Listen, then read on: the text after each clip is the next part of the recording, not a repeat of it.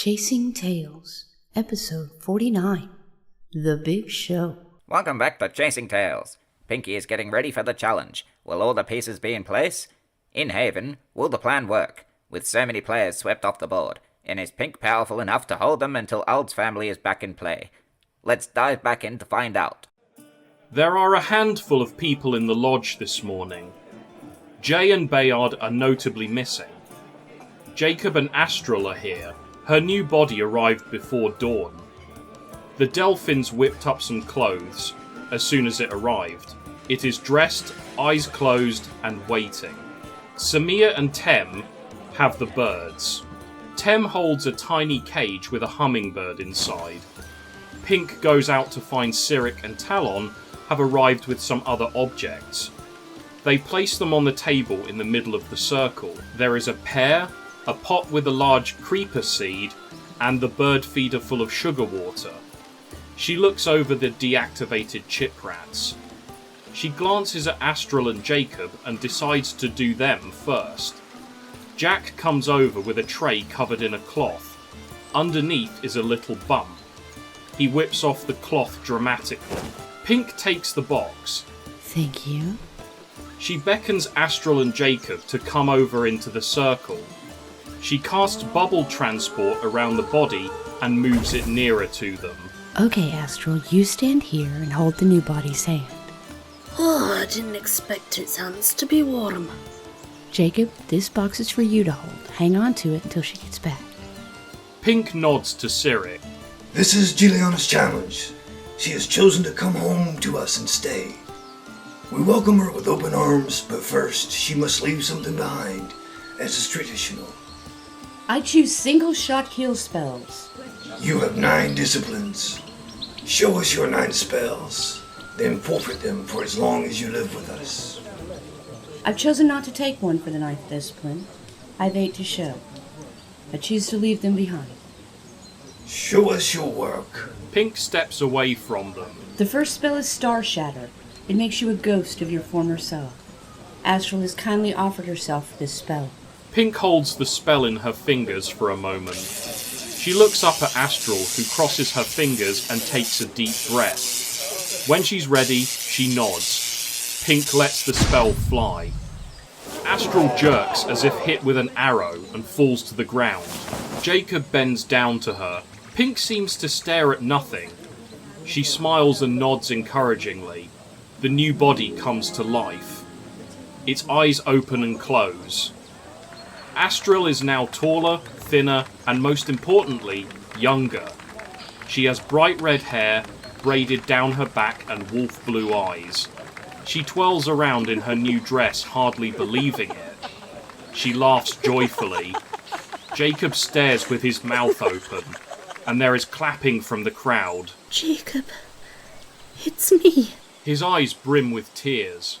He steps forward and picks her up by her waist and kisses her. Thank you. Why, thank you. Thank you.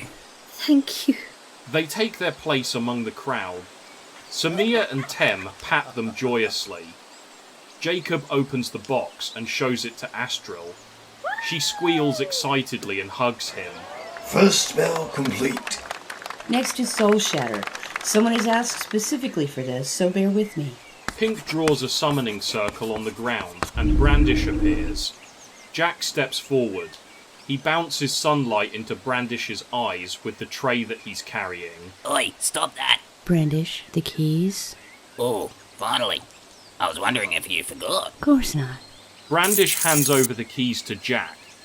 Pink turns towards her brother and casts the spell from the hip. It bounces off the tray and hits Brandish, obliterating him. Metallic black dust falls onto the ground. Jack glows brightly. Pink bows to him.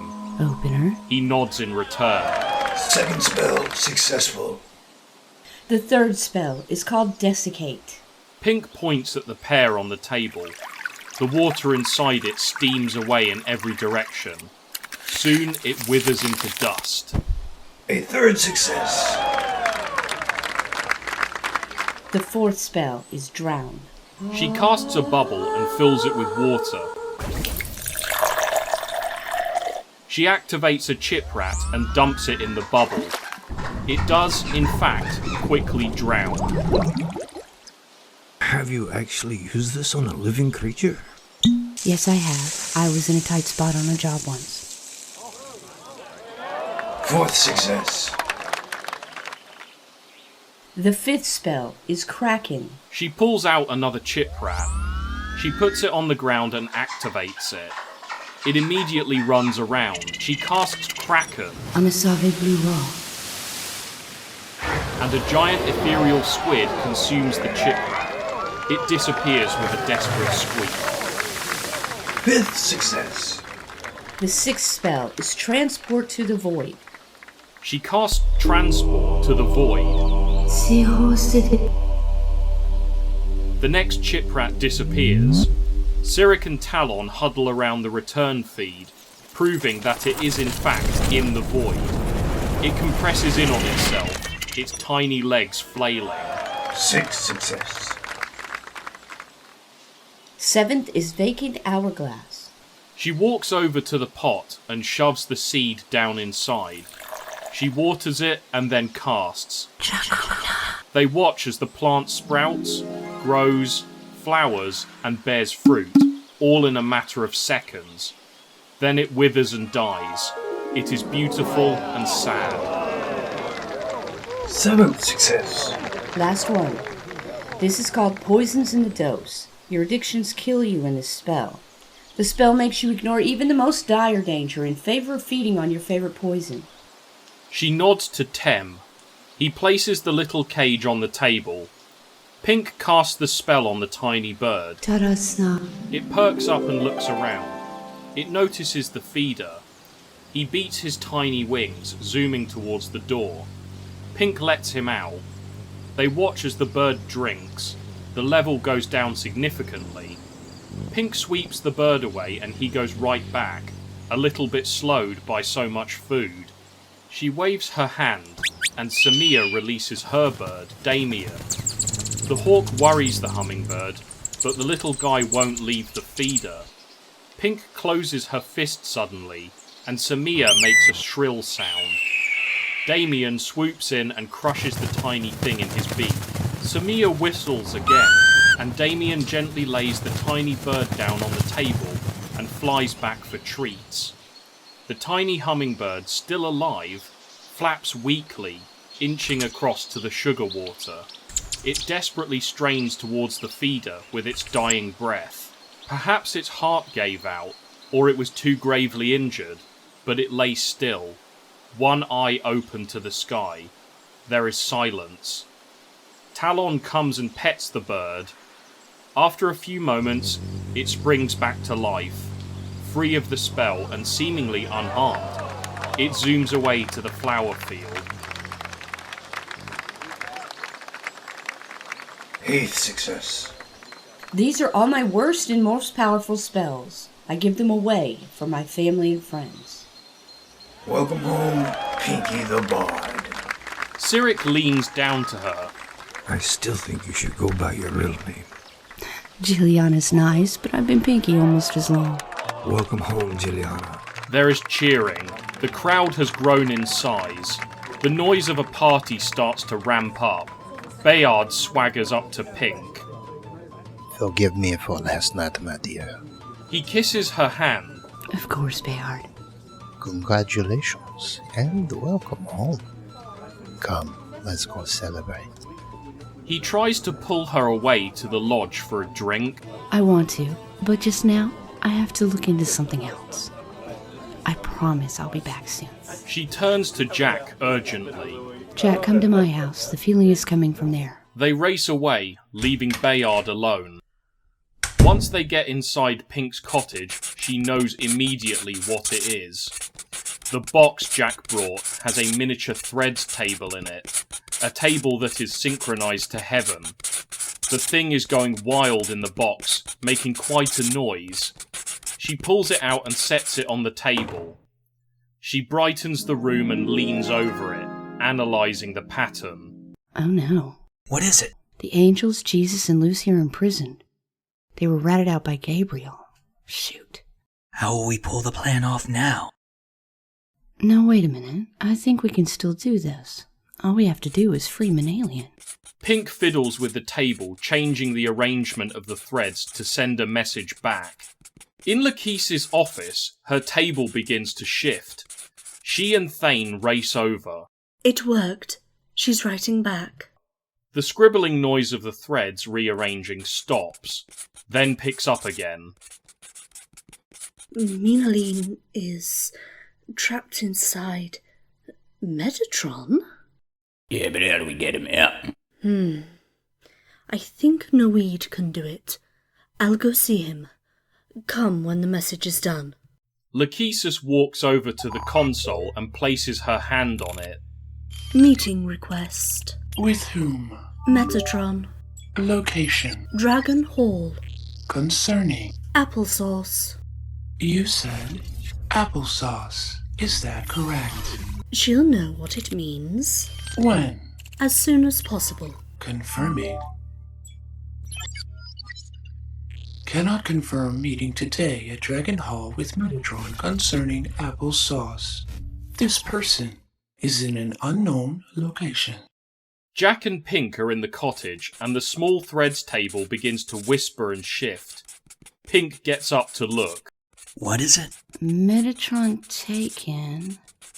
Unknown location? Well, now that they've taken Metatron and Manalian with her, where could they be? Why can't we go free Alt and let him sort it out? It's last ditch, but we are out of options. We'll let you call, Pink. But you know we can walk away from all this. No, I promised I would fix this. Send me to the hall. Noid can get the others out if you'll free Alt. I'll hold the Terrans off, and I'll see you at the throne room. All first gens and drop In Mistra's office, he watches the gates for breaching. The announcement has been playing for hours. How long before they get here? Just keep your eyes open. Must make yourselves ready for battle. Pink appears in the shadowed backrooms of the Great Hall and its small temple. Noid sits painting calligraphy patiently. I see you have a new body. Are you more yourself now? Are we ever not ourselves, Noid? Pink leans against the sliding door frame.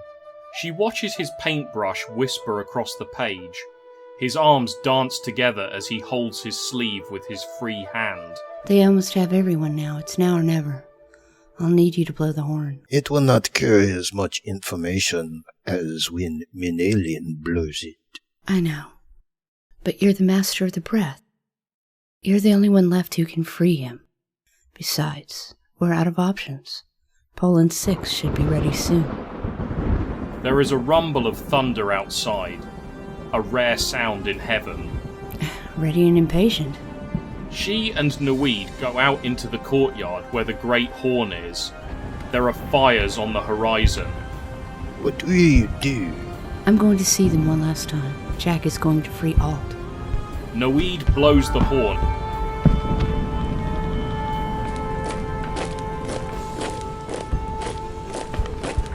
And the angels square up and march towards the incoming army.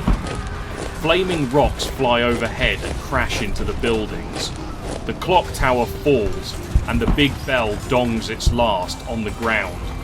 Hell has arrived. Noid ports Pink to the throne room and prepares to blow the horn once more. Angels take to the sky to deal with the flying rocks. Pink appears in a large white octagonal throne room. The roof is supported by frilly buttresses. The ball of light, that is, the Terrans, is dim. They are distracted. This is her moment. Pink quietly loads her spell. The black and red swirl oozes out in a sphere around her and flies out, grabbing Terrans while they are weak. Did you really think you could hold me? There is a power surge, but nothing changes. They are confined. Oh, I see. What's your plan now? Alt is on the way. It's too late. It's too late. What do you mean it's too late? The seeds are planted. The system will fail even without me. How? Soon all will die. faith in him already dwindles. This system will be free for the taking. And you won't be here to enjoy it. You won't kill Ald, you know. Humans will always believe. You've failed. The light inside her bubble flares angrily again. Pink braces on the recoil, struggling to hold them. She begins to strain. They are strong. Come on, Jack.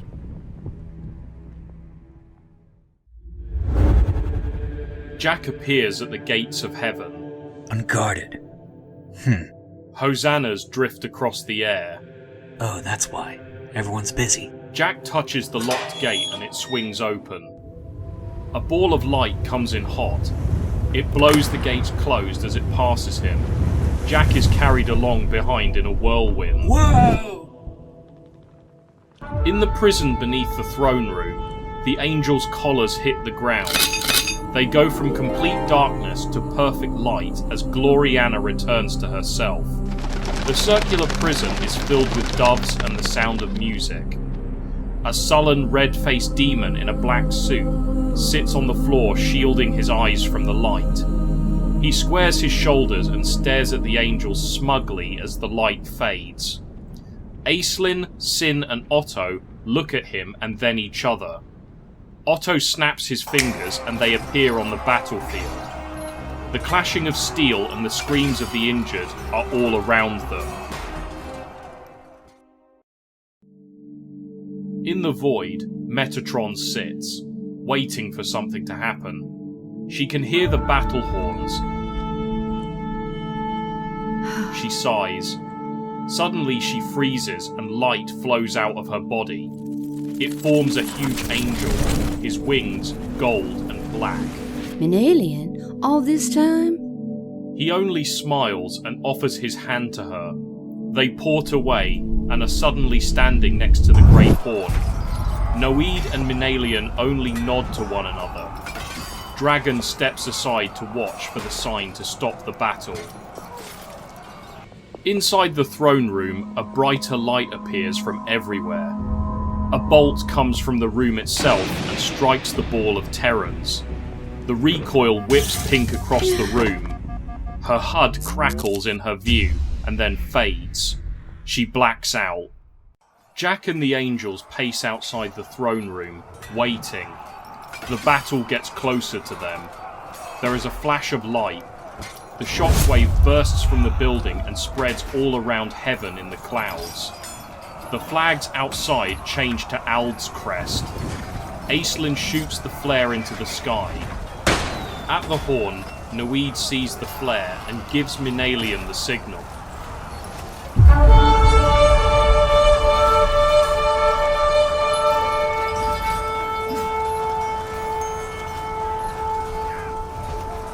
The horn sounds so much louder and clearer than Noid's attempt. The angels and demons on the battleground lay down their arms and port away, to go back to business.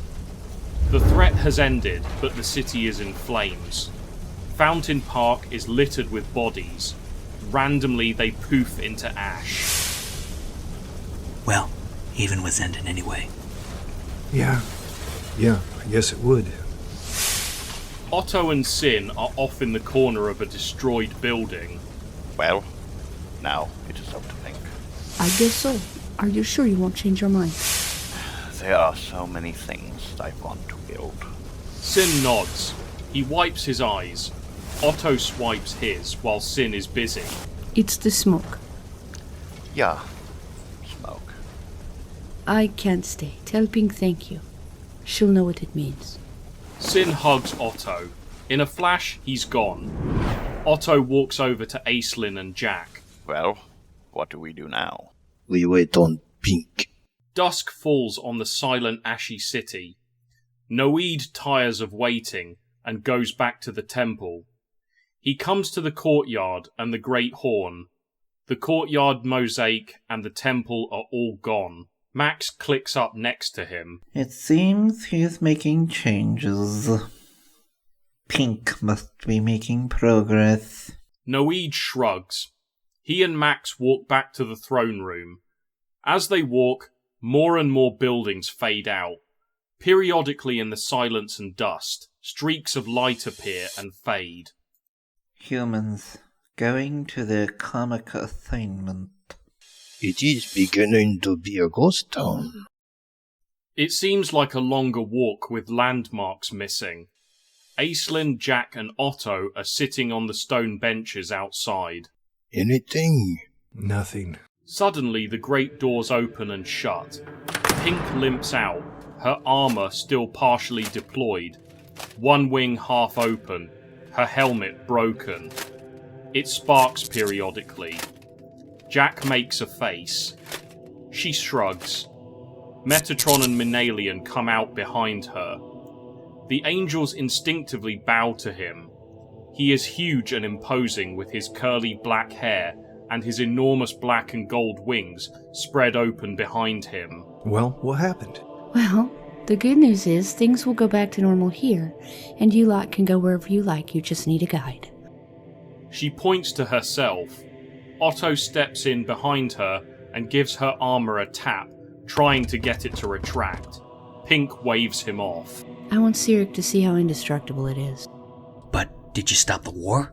Technically, yes. There has to be more to it than that. Come on, tell us. Tell her what, mate? Yes, what happened? Thane and Lachesis walk up, finishing their party. Pink takes a deep breath and looks at Jack. I think I'm going to need a drink at home. That way I only have to tell it once. Jack jingles his keys. Metatron and Minalian are left alone. Once again, Pink's plans have worked out. What awaits in store for our hero and her team? Join us next time for another amazing episode of Chasing Tales, episode 50, Fallout. Welcome back. I'm glad to see you've made it. Please make sure to hit like, share, and subscribe so you don't miss a moment. Leave a comment and tell us how you feel about the story. Now, I would like to thank the Buttermakers. You all are amazing. The Ginger Ranger narrates. Pink voices the computer, Metatron, Sin, and Pink. I expertly voice Sirik and Aislinn. Alamo plays Noid and Bayard the Scamp. Vipersword plays Astro and Lachesis. Guide voices Jack and Siros, Lucky Dogs. Prony Maloney plays the announcer Brandish, Thane, and Jacob. Steve Dave voices Mistra, the Terrans, and Max. And Creeper plays Otto. All music and sound effects are sourced from YouTube, except for guns. Those come from Creeper. This is an original production, written and produced by Pink Salmon. I'm Pink's MVP and story advisor. We hope you enjoyed the story so far. If you would like to support the project, you may donate to the link in the description.